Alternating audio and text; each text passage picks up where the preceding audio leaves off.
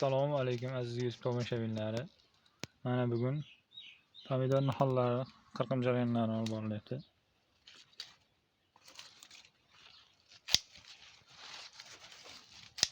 Bachkalarni qirqib ikkinchi yarisgacha ochib chiqyapmiz.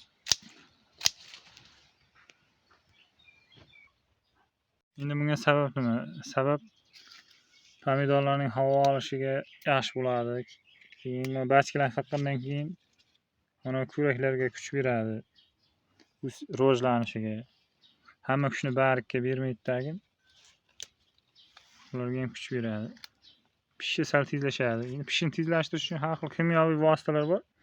Biz undan foydalanmaymiz. Ba'zi birlar foydalanadi. Avval biz ham foydalanganmiz. Zelenkaga o'xshagan, qizil zelenkaga o'xshagan narsani mana shuga surtib shunday. Mana shunday aylantirib, bandiga aylantirib surtiladi. Shundan keyin qizarish jarayoni sal tezlashadi.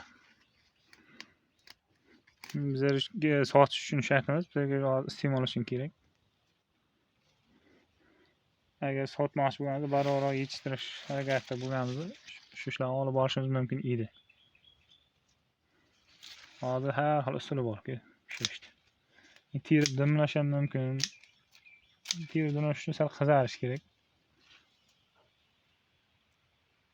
Ozroq miqdorda qizarsa, keyin teri dimlab qo'ysa bo'ladi. Lekin bizlarga u shart emas. Bizlarga o'zimizga shu yeyish uchun, iste'mol uchun kerak.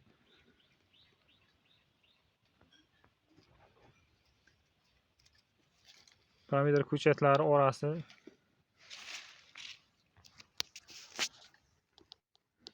bu ko'chat bilan bu ko'chatning orasi 35-40 ekilgan. Agar texnikasi shu paytgacha 2 metr chop qilingan. Yuyaklar mana juya qismi mana shu bitomdan chopiladi. Pomidor ko'chati ekilgan tomon mana shu yergacha chopiladi. Mayda ketmancha bilan chopib, o'g'it dorisini berib, oziqasini berib, tuproq beriladi. 2 marta. Keyin qolganiga oziqaga qo'shib suvga ozilishi mumkin.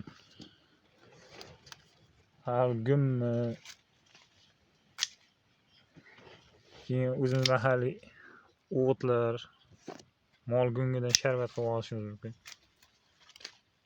Rivojlanish uchun, ko'rak kattarish uchun.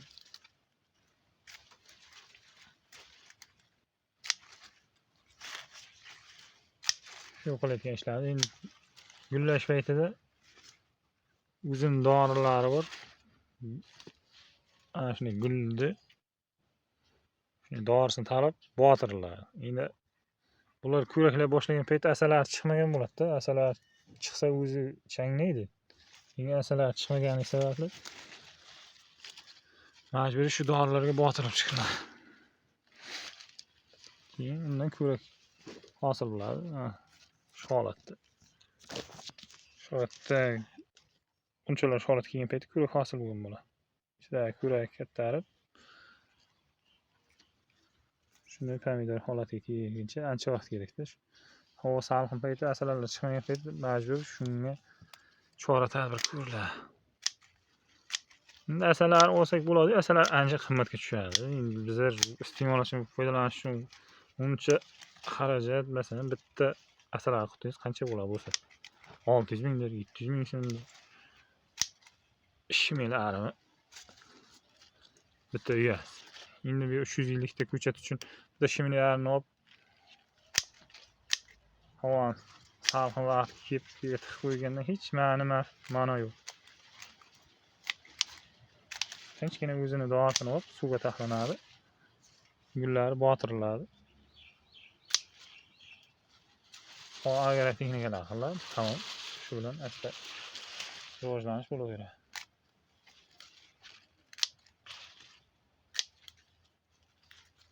Bugungi sizga bergan ma'lumotlarimiz shulardan iborat edi. E'tiboringiz uchun rahmat. Like tugmalarini bosing, obuna bo'lishni unutmang.